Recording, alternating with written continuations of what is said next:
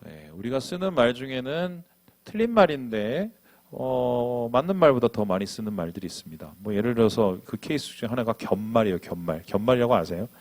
뭐 예를 들어서 이게 똑같은 의미인데 두 개를 붙여 쓰는 거죠. 족발. 족발의 족자가 무슨 말입니까? 네, 발인데 족인데 족발이라고 씁니다. 외갓집. 외갓집의 가자가 집인데 또 집을 갖다 붙이고. 자, 우리 크리스마스 때 뭐 부릅니까? 캐롤송. 근데 캐롤이라는 말이 이미 노래인데 거기다 송을 붙이고 뭐 이런 말들이 있죠. 그래서 이게 뭐 문장이 되면 간단히 요약하다. 이미 간단하다고 얘기했는데 요약을 또 하죠.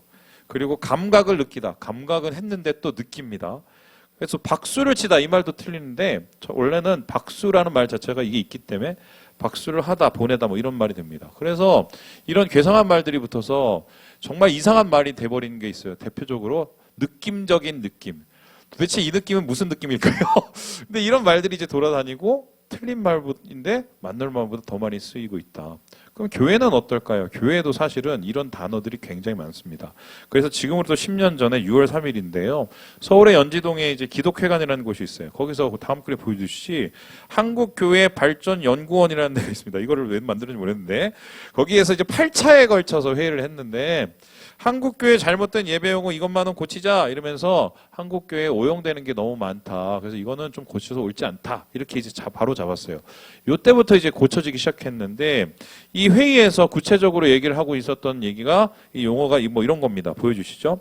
이 첫 번째로 여러분 저 기억나는지 모르겠죠. 옛날에 대표기도 하시면 당신께서 하신 말씀 이러면서 그렇게 많이 했어요. 그 왜냐하면 좀 뭔가 있어 보이잖아요.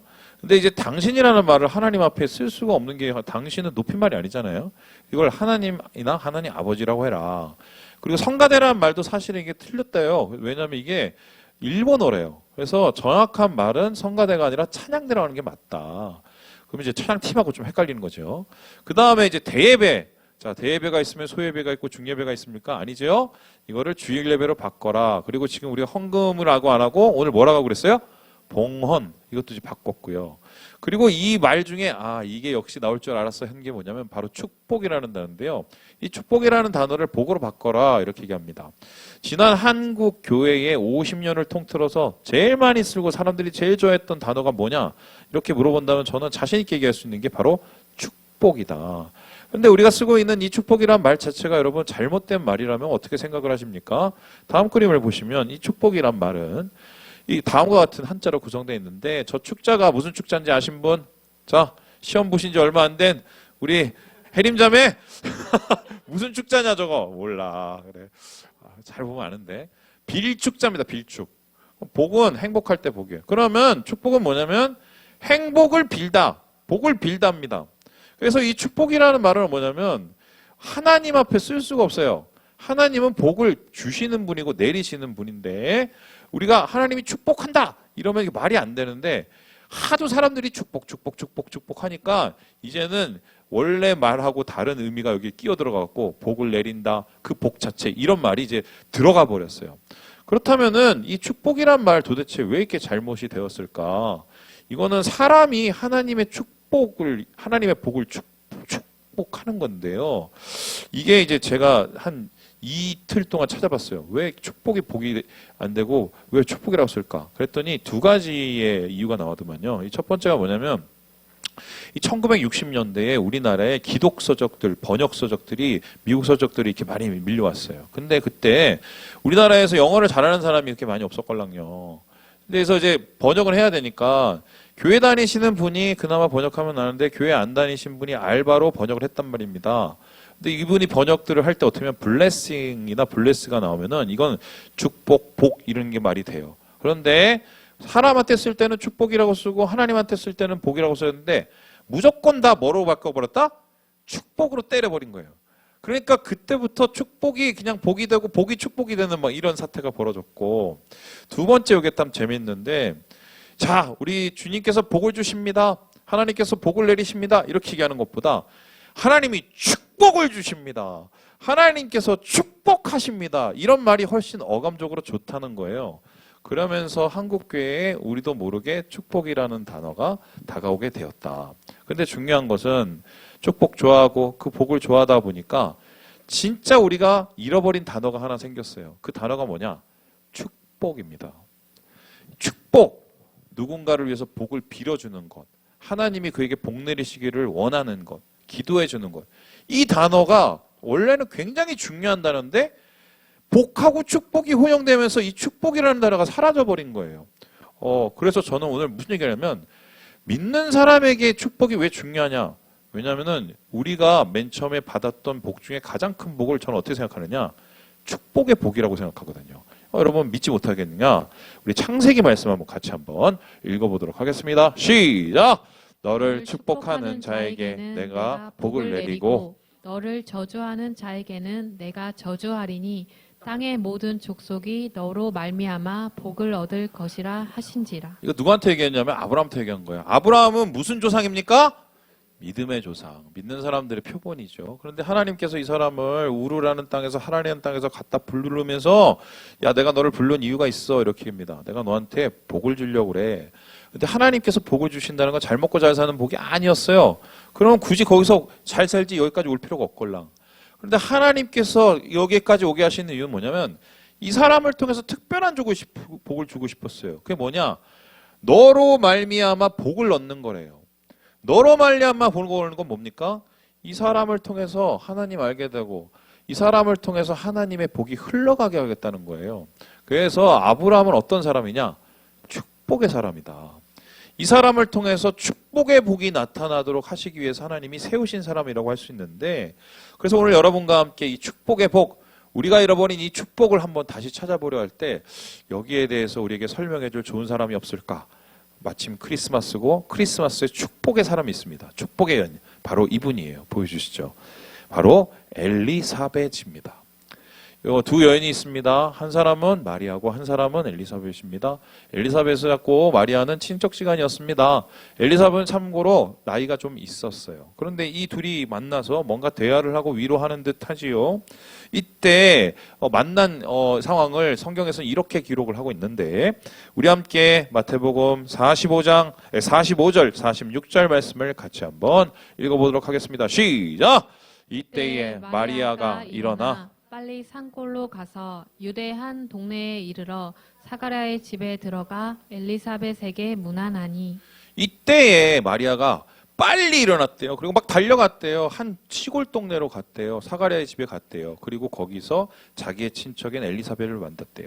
자, 그러면 그렇게 서둘러서 간 이때는 도대체 어때인가? 말씀을 잘 읽어보면 마리아가 가브리엘 천사를 만났을 때입니다. 가브리엘 천사가 마리아에게 다가왔습니다. 왜 다가왔습니까?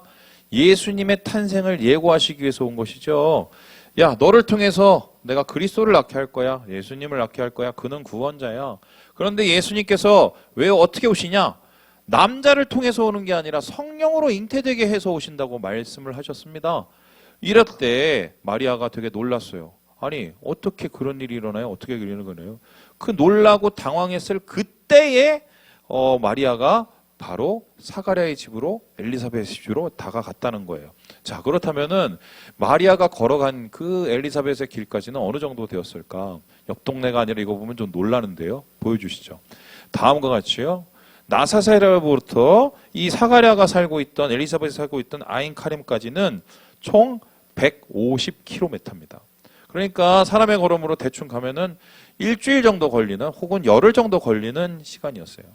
그러니까 지금 어떻게 보면 아이가 생겼는데 되게 조심해야 되는 시간인데도 불구하고 150km를 그냥 헐레벌떡 달려갔다. 그렇다면 여기에서 마리아의 심정에 뭔가 굉장히 중요한 것이 있기 때문에 이런 행동을 하지 않았을까? 우리는 그렇게 추측해 볼 수가 있지요. 그러면은 질문해 봅니다. 왜 거기까지 그렇게 헐레벌떡 갔을까? 차라리 남편한테 달려가거나 엄마한테 달려가야 되는 게 아닌가? 그런데 이에 대해서 성경은 이렇게 그 이유를 설명하고 있어요. 우리 함께 36절의 말씀을 같이 한번 읽어보겠습니다. 시작! 보라, 내 친족 엘리사벳도 늙어서 아들을 배었느니라.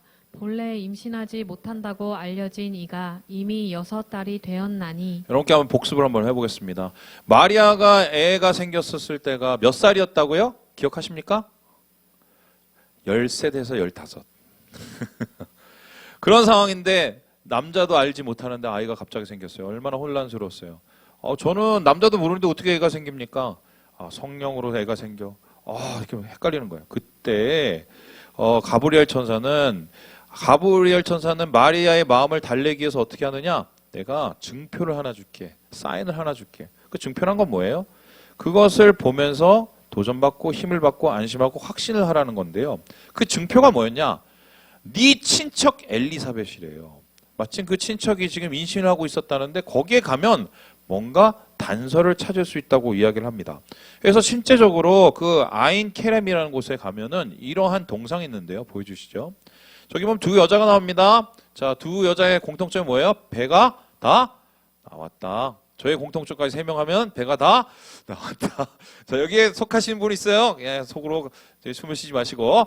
자, 그런데 저 뒤에 보면은 저 방문교회가 있는데 막 이렇게 액자들 있죠? 저게 뭔지 아세요?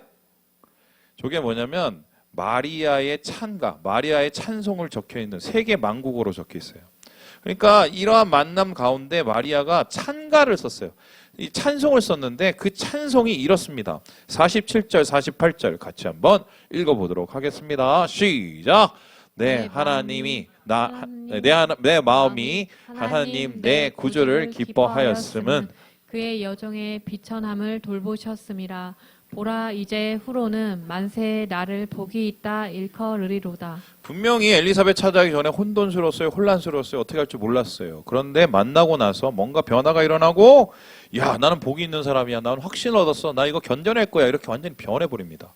그렇다면 이런 건데 엘리사벳과의 만남을 통해서 증표인 그들을 통해서 뭔가가 확인되고 뭔가를 도전받고 뭔가를 힘을 얻고 마리아가 마음을 먹은 거예요.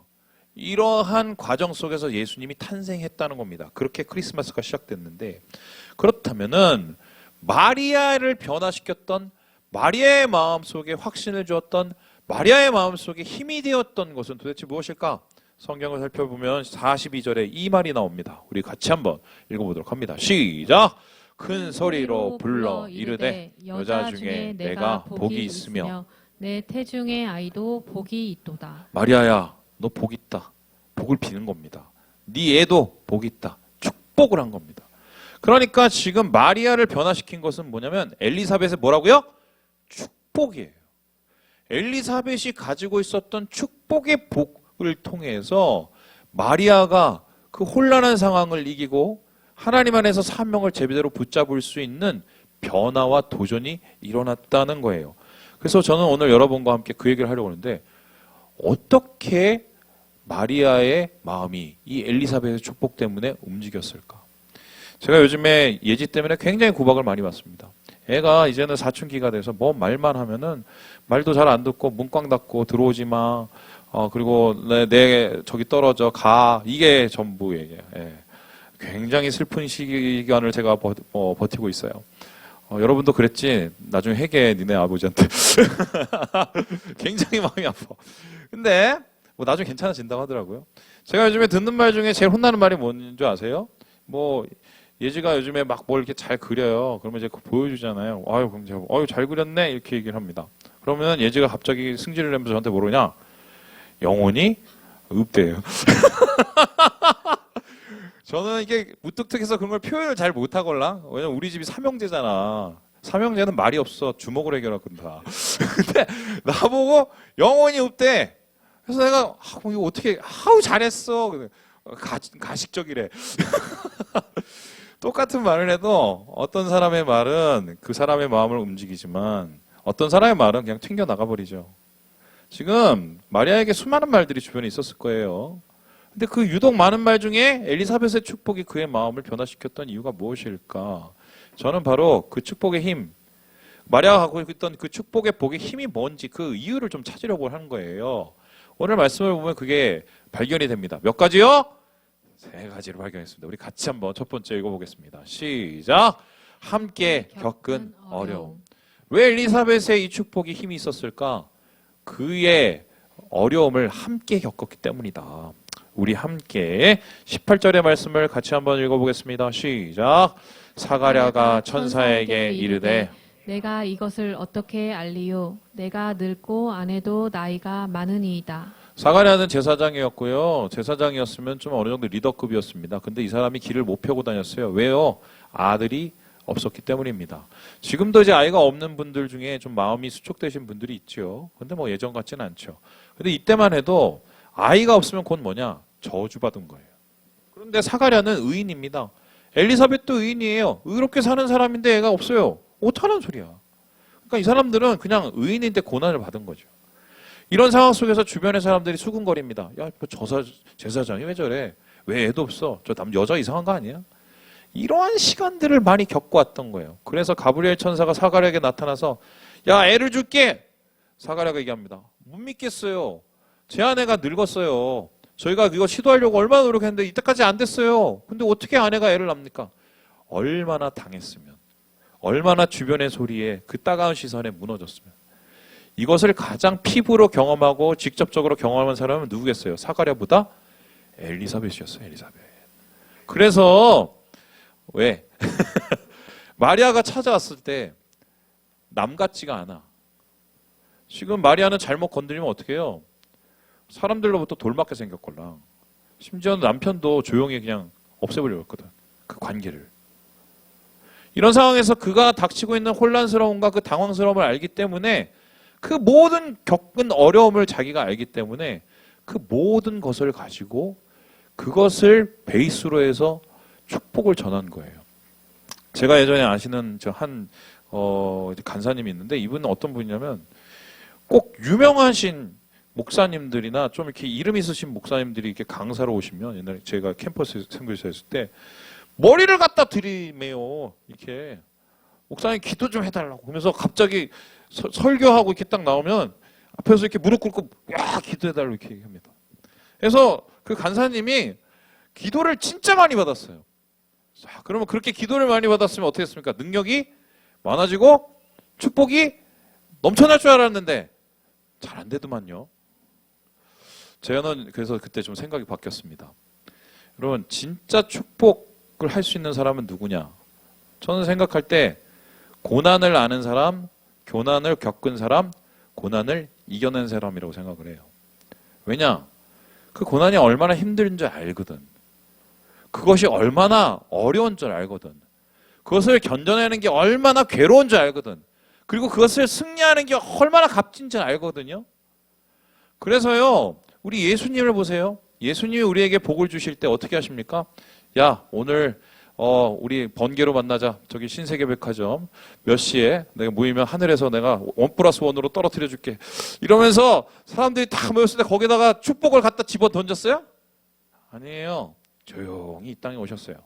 뭐 합니까? 가난한 자로 사셨어요? 모든 어려움과 모든 시험을 다 당하셨어요. 체유를 하셨대요. 체현이가 아니라 체유를 했어. 체유를 하셨는데, 야, 이건 개그야? 몸소 예수님이 우리를 축복할 수 있었던 능력은 그 고난을 다 몸소 경험하셨기 때문이야. 지금 이러한 엘리사벳의 축복이 마리아의 마음속에 공감할 수 있었던 이유가 뭡니까? 같은 어려움을 겪었기 때문에.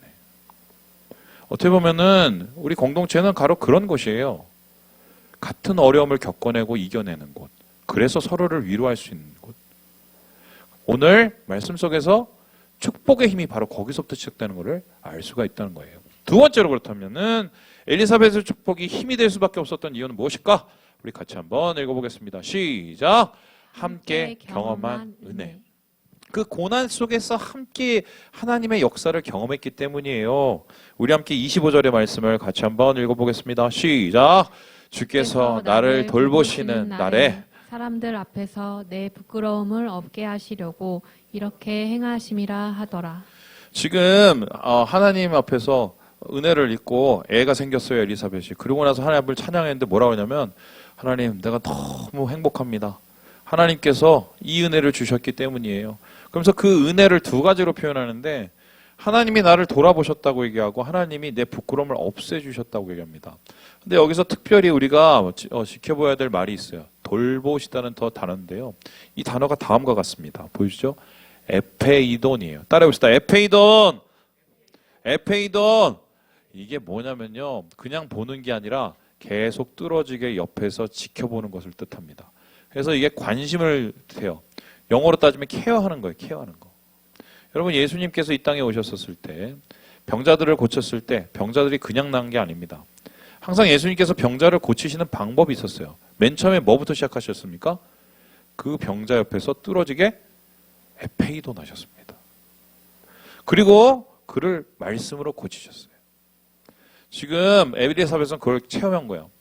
야, 사람들이 나를 따갑게 쳐다보고 뒤에서 뒷말하고 냉대하던 그때 나는 혼자인 줄 알았는데 지나고 보니까 와, 하나님이 나를 주목하고 계셨어. 내게 관심을 갖고 계셨어. 내가 혼자가 아니었네. 이렇게 하나님께서 오늘 이렇게 이루게 해주셨네. 나 너무 은혜야. 그걸 경험한 거예요. 그리고 나서는 똑같이 마리아에게 얘기했어요. 너 지금 힘들지? 내가 겪어봐서 알거든? 그런데 하나님이 지금 에페이돈하고 계셔. 하나님이 너를 통해서 그 에페이돈의 역사, 은혜를 주실 거야. 그러니까 그러한 공감들과 그런 은혜들과 그들이 겪은 역사들이 자연스럽게 이들을 축복의 사람으로, 축복의 힘으로 이끌어가고 있다는 것, 오늘 말씀 속에서 얻는 두 번째 그 이유예요. 마지막으로 그렇다면 오늘 말씀 속에 찾는 엘리사벳 축복이 힘이 될 수 있었던 그 원인이 무엇입니까? 우리 같이 한번 읽어보도록 하겠습니다. 시작! 함께 품은 사명. 이들은 어려움을 함께 했고 은혜를 함께 누렸기 때문에 그 공감을 통해서 축복이 더 배가가 되었습니다. 뿐만 아니라 이 공감이, 이 사역이 한마디로 엄청난 큰 파격이 될 수 있었던 이유는 뭐냐면 같은 길을 걸어가는 사명이 같았기 때문이에요. 우리 함께 45절의 말씀을 같이 한번 읽어보도록 하겠습니다. 시작! 주께서 하신 말씀이 반드시 이루어지리라고 믿은 그 여자에게 복이 있도다. 이게 마지막 축복의 말씀인데 여기서 복이 있도다라는 이 축복의 말씀은 앞에서 쓴 말하고 달라요. 이게 뭐냐면 마카리오스입니다. 이 마카리오스는 뭐냐면 팔복에 나오는데 여러분 성경을 좀 읽어보신 분은 알 거예요. 예수님께서 제자들을 축복하신 말씀이 팔복인데 복이 있을지어다 할 때 마카리오스입니다. 이거는 단순히 축복이 아니라 이미 니네 가운데 복덩어리, 복밭이야 이럴 때 마카리오스라는 말을 써요. 지금 이 마리아가 힘들고 어렵고 당황스러운 상황인데 있지만 지금 엘리사벳은 내가 볼 때는 너 지금 아주 복밭에 뒹굴고 있어 이렇게 아주 확정적으로 얘기하는데 이렇게 얘기할 수밖에 없었던 이유가 뭐냐면 이거예요. 주께서 하신 말씀이 반드시 이루어지리라고 믿은 그 여자. 좀 전에 마리아는 가브리엘로부터 수태고지를 받고 자기가 잉태했다는 것을 알고 아멘 했거든요. 사실 그게 다 되게 어려운데, 받아들이기 어려운데 그 아멘 했던 그 모습을 하나님께서는 너무 복되게 보신다는 거예요. 나도 그걸 겪었고 너도 그걸 겪고 있고 그리고 그러한 사명을 가지고 우리가 갈 때 하나님이 우리에게 복의 복을 이루어 주실 수밖에 없다. 이렇게 축복을 하고 있는 것입니다. 그렇다면은 엘리사벳과 마리아가 같이 지금 걸어가고 있는 그 사명의 길은 어떤 길이었을까? 우리 함께 마리아의 이야기를 들어보죠. 54절, 55절 말씀을 읽어보도록 하겠습니다. 시작! 그 종 이스라엘을 도우사 긍휼히 여기시고 기억하시되 우리 조상에게 말씀하신 것과 같이 아브라함과 그 자손에게 영원히 하시리로다 하니라. 지금 보니까 이스라엘을 도우셨다, 긍휼히 여기셨다, 아브라함과 같이 영원히 이루셨다. 회복과 구원을 말해요. 그러니까 지금 엘리사벳도 결국 아이를 낳았어요. 그 아이가 누구냐? 요한입니다. 은혜란 말이에요. 그리고 마리아도 아이를 낳습니다. 예수님, 구원이에요. 결국 이 두 아이들은 어떻게 됩니까? 요한이 6개월 먼저 태어나서 자라나고 구원의 길을 예비합니다. 그 만들어놓은 그 길을 예수님께서 걸어가십니다. 그리고 그 끝에 십자가를 지시고 우리를 회복해 주세요. 바로 이 크리스마스가 시작되는 이 뒷그림에 엘리사벳이 있었어요. 마리아가 있었어요. 사명을 위해서 같이 걸어갔어요. 축복의 복을 가진 사람들을 통해서. 바로 이 사람들이 오늘 우리가 기다리는 성탄의 주인공이고 하나님의 은혜의 사람들이 된 사람이다. 사명을 갖는 사람, 서로를 북돋아주는 사람을 통해서 이들의 마음이 더 견고해진 거예요. 한 10년 전인가요? 껌을 씹는데 좀 이상한 걸 제가 발견했습니다. 저는 껌을 좋아해요. 되게 좋아요. 먹는 것도 좋아하지만 껌을 굉장히 좋아합니다. 그래서 껌을 어떻게 씹냐면 한 통을 사면 다 씹습니다. 한꺼번에. 진짜 거짓말이 아니에요. 전사한테 물어보세요. 한 통도 모자라서 두 통을 씹는 경우도 있어요. 그래서 전 입에서 이렇게 왁왁 하는 걸 좋아해요. 예. 그러면 좀 느낌이 좋아요. 근데, 롯땡껌, 얼마 전부터 보는데, 여러분 껌봉지를 보셨어요? 이런 게 나오더라고요. 보이시죠? 그한 8개 이 껌이 있는데, 여기 저 고전 클래식 껌이죠. 거기 껌딱지에 보니까, 막 이렇게 메시지들이 적혀 있더만요. 보니까 사랑해, 힘을 내, 좋은 하루. 나는 이게 뭔가 싶었는데 이게 마케팅이었던 거야. 이게 감성 마케팅인데 이제 롯땡에서 주역권 8개에 20개의 메시지를 써서 이거 판촉을 한번 해본 겁니다. 근데 이게 효과가 있겠어? 그런데 재밌는 거는 이거를 쓰고 나서 어떤 일이 일어나냐? 판매가율이 올라가는 거예요. 가성비 짱이죠. 얼마 돈이 안 드니까. 그래서 그 다음에 어떻게 하느냐? 같은 회사의 다른 제품에 이걸 쓰기 시작합니다. 비슷한 효과가 일어났어요. 그리고는 어떤 일이 일어나느냐? 다른 회사에서도 비슷한 마케팅을 지금 하고 있습니다. 그래서 요즘 보면 이런 메시지들이 있는 상품들이 되게 많습니다. 코카콜라도 그렇죠. 코카코땡 있잖아. 근데 저는 이제 이게 얼마나 의미가 있을까? 제가 기억나요. 한 몇 년 전인가요? 되게 힘들었던 적이 있었어. 얼마나 힘들었냐면 의정부에 있기가 싫더라고. 그래서 숨을 쉬고 싶어서 차를 타고 인천 앞바다를 내가 갔어. 네, 인천 앞바다를. 얼마나 힘이 들었으면 그렇겠어요. 왜 힘들었는지 내가 말을 못해. 근데 거기서 이제 밥을 먹고 내가 껌을 씹어야겠다. 그래서 껌 한 통을 꺼냈고 입에다 왕창 넣어서 막 질겅질겅 하고 있는데 껌종이를 보니까 힘을 내. 아니 그 말이 왜 이렇게 감동이 되냐?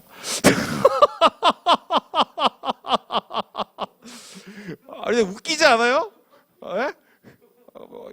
힘들어 죽겠어서 인천까지 가서 거기서 조개구이를 먹었나? 기억이 정확하게 안 나는데 껌 한 통 씹고 힘을 내. 그래서 계속 쳐다보고 말씀을 아니라 껌종이를 묵상을 하고 있었어요. 그 사람들이 무슨 거기다 영혼을 실었겠니? 근데 그 말 한마디가 감동이 될 수도 있단 말이지. 근데 그러면서 그런 생각이 딱 들었어. 아니 누군가 나에게 정말 진심으로 이 말을 사랑하는 마음으로 축복하는 마음으로 이것을 나에게 정말 전해주면 내가 얼마나 힘이 될까 하는 생각을 하고 그 다음에는 내가 누군가에게 이런 말을 한번 전해준 적이 있었나? 영혼 없는 말 말고 이런 막 생각을 하게 됐어요. 그러다가 제가 갑자기 현타가 왔어요. 교회가 존재하는 이유가 뭐냐? 열림아, 너 교회 왜 나와? 예수님 믿어서 나와?